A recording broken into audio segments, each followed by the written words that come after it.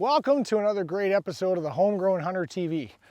On today's show, we're going to take you afield and show you a couple things that you can consider doing on your property this coming season. It's also very important to plan what's called the 6 P's of plotting. It's what we like to do called proper preparation, and patience prevents poor plotting. It's the right steps to take whenever you're going to get something in the ground. We're also going to talk about a Groundhog Max. The Groundhog Max can be fit onto any type of four-wheeler in order for you to get back into the bush and put little plots or even up to a half acre if you choose to do so. We're also going to talk about some learning experiences that I had with a hunt that I had with my right-hand guy, Tyrell Guyweiler. And we're going to talk about what we learned and what we're going to hopefully improve on in the future. Stay tuned, it's going to be a really good show. Welcome to another great season of the Homegrown Hunter. Watch your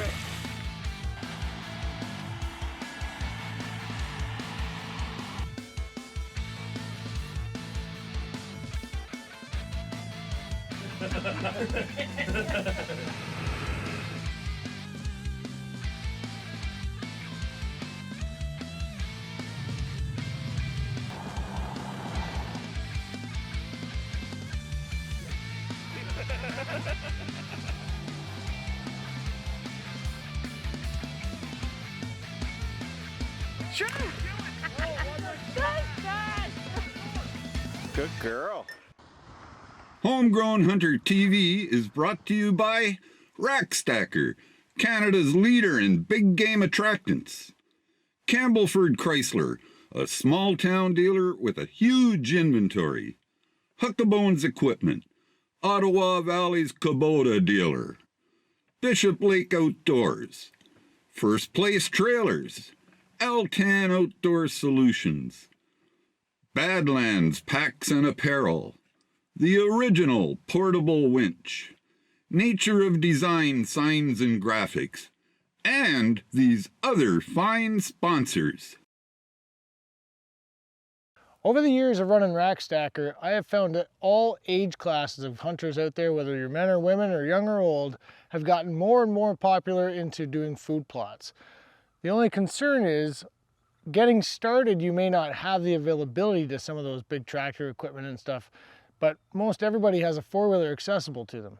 So one of the biggest things I have found is finding a piece of equipment that you can get back in the bush and do a small food plot. You can make it look as good as this. This is a food plot we call Super Buck that's available through Rack Stacker, and it's probably one of our most popular ones because it's got rich perennials in it, but it takes time to establish. You can use different types of equipment like the Groundhog Max, but we also try to encourage people to follow the 6 P's of plotting. Rack Stacker had come up with this, or I should say myself, had come up with this about 10 years ago, where it takes proper preparation and patience to prevent poor plotting. A lot of guys have gone out and done food plots before and either have tried other brands, but they, what I have found, have been able to get the information and the answers that they're looking for from Rack Stacker. And I take a lot of joy in doing food plots and helping educate guys on what to do with the types of equipment, time of the year to plant, whether or not you should do soil tests. All of this information is all on our website. But I want to show you a piece of equipment called the Groundhog Max that has become not only very popular, but it's inexpensive. You can put it on basically any piece of four-wheeler equipment, whether it's a small single quad or a side-by-side. And I'm going to explain this to you about a food plot that we put in the bush last year and what we call the kidney. This week's Tech Tip is brought to you by Huckabones Equipment, Ottawa Valley's Kubota dealer. I'd like to introduce you to a relatively new product that we brought into Canada. It's available on our Rack Stacker website, and it's called the Groundhog Max. We're going to demonstrate this today using a 450 Yamaha Kodiak, just to give you basically a clear understanding that any smaller unit can use it. You don't need a big machine. Now this kit here actually has it so that it adapts to a 1 1/4 inch sleeve or a ball attachment, which you'll find on other machines. But right now we're just gonna attach the 2-inch receiver into the back of the machine, and it's very easy to set up. Actually, you just roll this back on a couple of blocks, get the back end of the machine up, the Groundhog Max into the receiver, pin it down properly, and then pull off. And then the weight of the machine actually starts to dig. Let's get to the field. We'll get this done pretty quick. We'll show you some demonstration. Okay, so I've got everything set up here now. As I was saying before, it's got a 2-inch receiver. So you don't need that kit if you have a 2-inch receiver on your machine. It is also fully adjustable up and down based on the machine you're using. So if you've got independent suspension, a big side-by-side, or even a small single-up quad, it's fully adjustable for that. Now what I'm gonna do now is start chewing up the ground, and if I find it's not biting enough, I'm gonna pull the pin on this and just get it a little bit deeper to use that weight of the machine to dig down into the ground. So let's get at her. We got a small spot here we call the kidney. We'll be planting Superbuck from Rack Stacker, and we gotta get this in today because it's gonna be hot.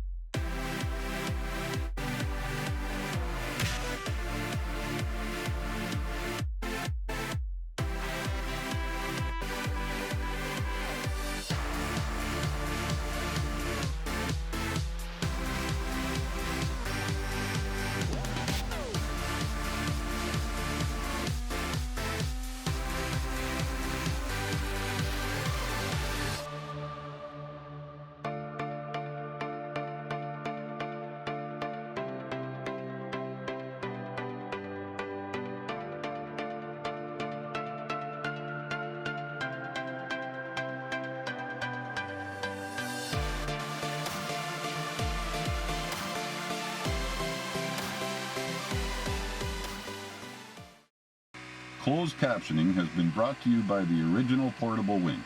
Compact, lightweight, and can be carried anywhere.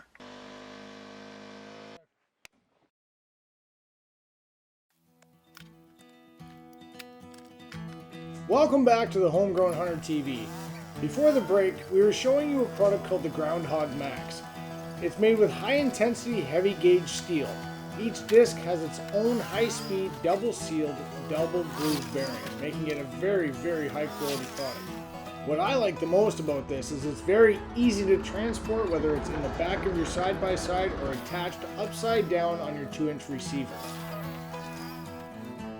You can travel up to 15 kilometers an hour, maneuver in tight spots, and even back up with the unit in place. As you can tell in the video, there was a light rain when I was installing this food plot. Even though the ground is a little mucky, it was no competition for that Groundhog Max. It worked the ground perfectly. I was able to seed the plot down in less than 15 minutes. Follow the seeding recommendations on your Rack Stacker food plot bag to ensure you're putting the right amount of seed on the ground prior to packing. It's extremely important to pack your food plot after you're done seeding. If you don't have a packer, use the tires of your four-wheeler. This is more than sufficient to ensure that you get good seed to soil contact prior to leaving the area, making sure that you get good germination right off the bat to ensure a good healthy food plot. All done! Packing time! If you're looking to give your food plot a boost mid-summer, check out our fertilizer recommendations at rackstacker.ca and apply accordingly. This could be a really good benefit to your food plot as it's growing throughout the summer months. And of course, think about this. The fertilizer that you apply goes directly to the health of the herd. And honestly, that's all it takes. 15 minutes, you got yourself a plot. Give it a try today. Check out rackstacker.ca. This is a nice looking plot. It also took 1.5 years to get it to look like this. And we also come in here about 1.5 months ago, dragged it, and overseed it with a product called Amplified. This is why it's important to follow the step-by-step process of the 6 P's of plotting. If you want a perennial-based forage that's going to last your between 5 and 7 years, I would highly suggest planting field edge or Biggins radish the first year. What that'll do is it'll kill off any annuals that are in the field. The annual field edge and Biggins radish you plant will come up quickly and provide food for your deer for the hunt. The following spring, because the deer eat everything right to the ground, you'll be able to work that up really good in the springtime when there's lots of moisture in the ground. Then you would plant superbuck. This here is behind me is superbuck overseeded with amplified. So the first year you plant superbuck, you don't do anything else just by following the fertilizer recommendations. And then the third year of your planting, you overseed it with amplified, and it looks like this. However, there is maintenance to be done as well. You want to come in here every 6 to 8 weeks and mow this down. This isn't quite ready to be mowed. I usually wait until the flowers are popping up. That's when you cut it. When you cut it, you're going to stimulate new growth. It's going to get thicker. And then of course the clovers that we amplified underneath this spring are going to come up underneath, allowing more sunlight. It's just going to get thicker and look absolutely gorgeous. Not that it already isn't. You're also going to get native vegetation come in like ragweed or hairy vetch. And deer still love this sort of thing too. This isn't going to happen in all your plots. It's just this lower spot here always has hairy vetch in it, but the deer like it just as much as the clover. So follow the 6 P's to plotting. We're now going to jump over to an Iowa whitetail deer hunt that I did with Tyrell a couple of years ago. And we're going to talk about his shot placement, our elevation of where we're sitting, and of course the giant bucks that we're chasing over food plots just like this. This is our second time on a management farm in Iowa. We're here to do some doe management. We might even get a chance at a buck or two. We're using a 6.5 Creedmoor, and we're going to talk to you about shot placement. It's always great to get out for a hunt with Steve. Stay tuned, it should be a good one. While we were pre-scouting, you can see that this box blind is up on a hilltop, and we're also about 10 feet in the air. So we're quite a bit higher than the deer, but the food plot was certainly drawing these bucks in. Because of the management farm that we're on, this buck here was young and was not on the hit list.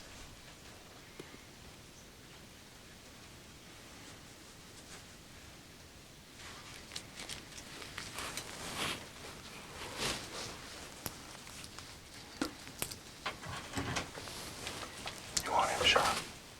Yeah. The buck in the background appeared to be injured. Like he was blind in the left eye, and as he ate, you can see how his head turned slightly to the right. You can see that he's been injured in the past, and this buck was to be shot on the farm. Steve, yeah. All I can see is sound. Oh yeah. Die. Yeah. You're gonna shoot that deer.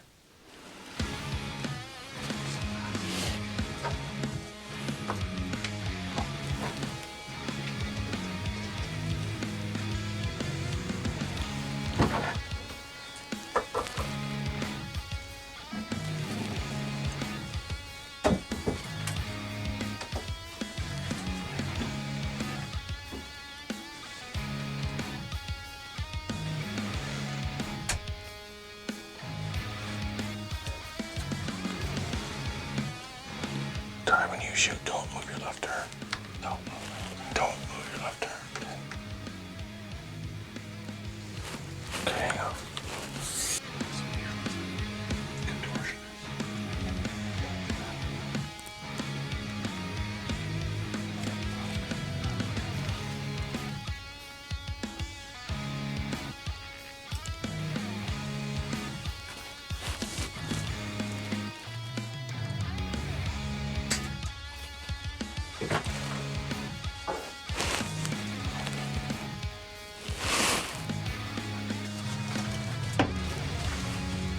It's gonna go a little higher, Jim. Jim, here, use my phone.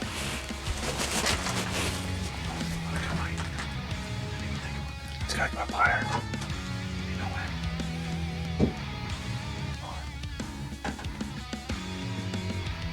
It was just a matter of waiting for him to feed back in a good position for a shot.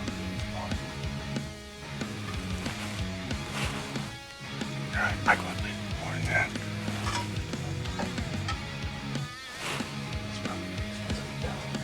Yep, now just hit focus. There you go. In efforts to show you where we want to shoot this deer, we're going to show you a diagram on the deer before the shot is taken, and then we're going to discuss it afterwards. Ready? Camera.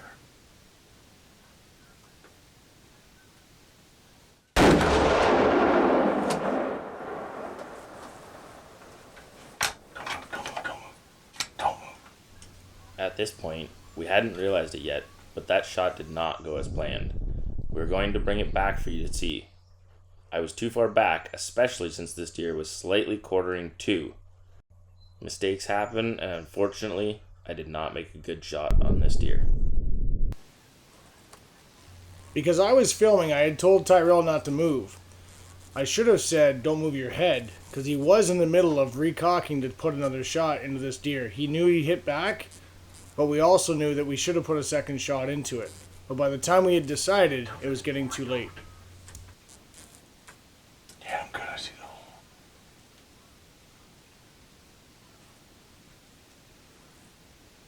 I put another round through. Once we realized how far back this shot was, we quickly tried to get a follow-up shot. Unfortunately, the deer started coming directly towards us.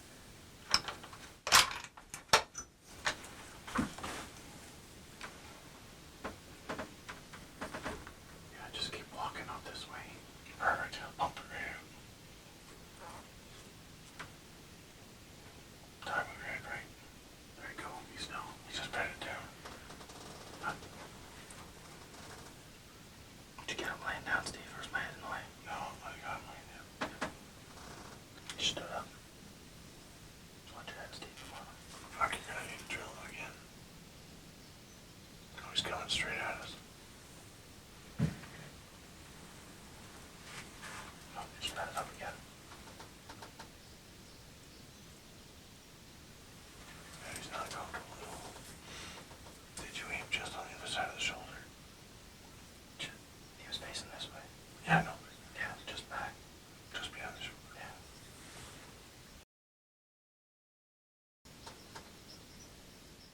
Before the break, we had shown you a shot that was taken on a deer in Iowa. We'll show you the details of what we decided to do after watching him bed multiple times. You just bed it again. Yeah. Here. So he's right. He's between the two bushes. Just down the bush.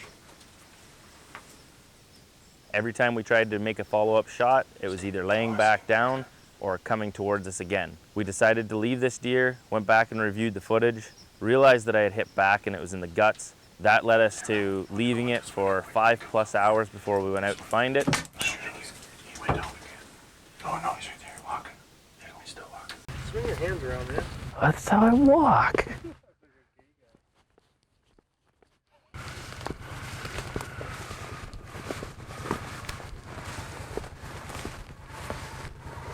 Thankfully, it wasn't too bad of a track job, and we found my buck quick. When in doubt, back out. Everybody knows that saying. Best to give the deer time to expire. Congratulations, Tyrell.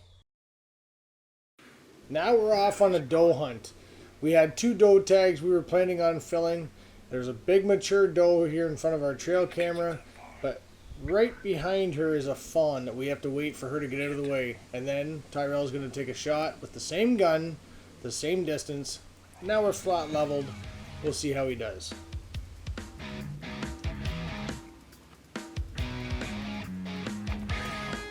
Ready? Yeah. Kill her.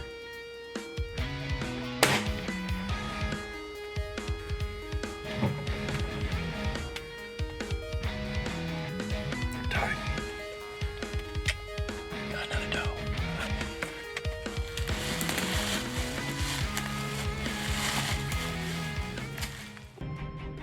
And now, this week's Cut to the Chase segment, brought to you by Rack Stacker. We all know that the last couple of years, the cost of material to build a blind these days, especially like the one we were hunting in with Iowa, is going to be expensive. Why not make it simple and easy, yet effective and cost efficient? This is a blind called the Stump 2 by Banks Outdoors. Rack Stacker is a Canadian distributor of these blinds, and let me tell you what, the average weight is 300 pounds. They're easy to get to wherever you want, and not only that, they're extremely comfortable. This blind here is called the Stump 3. In fact, it's the most popular blind we have. It's fantastic for 2 guys, especially if you're doing a film crew. It's got a 3-point locking system, airtight windows. It's all one piece, so it's UV stabilized polyethylene. What that means to you is it's going to last many, many years, up to 25 years in the field, and you can move it as many times as you want. Each blind comes with a floor mat as well to keep you silent while you're out in the field. However, the Mac Daddy of them all is the Stump 4. Look at the size of this hot rod. It's 80 inches tall. In fact, all of them are 80 inches tall, and it's also very deep. Come here and check this out. I'm a 6-foot guy. This is 77 inches wide. I can't even touch the walls. It's also 80 inches tall, so if you're drawing a bow back, you don't have to worry about hitting anything or making any noise in front of that big buck you're about to shoot. Cool thing is too with these windows, there's a 9-point locking system. They're super quiet. You can get stealth screen to go on top of them to block them out, or you can get curtains as well. They're a fantastic feature. There's bow hangers, you can hang it up and have it right available when you want to. It's really great design. Tell you folks, I've got one myself, and you should too. If you're looking for some accessories to go with your blind, they've got lots available, like curtain kits that can block out behind you if you're concerned about the deer being able to see you.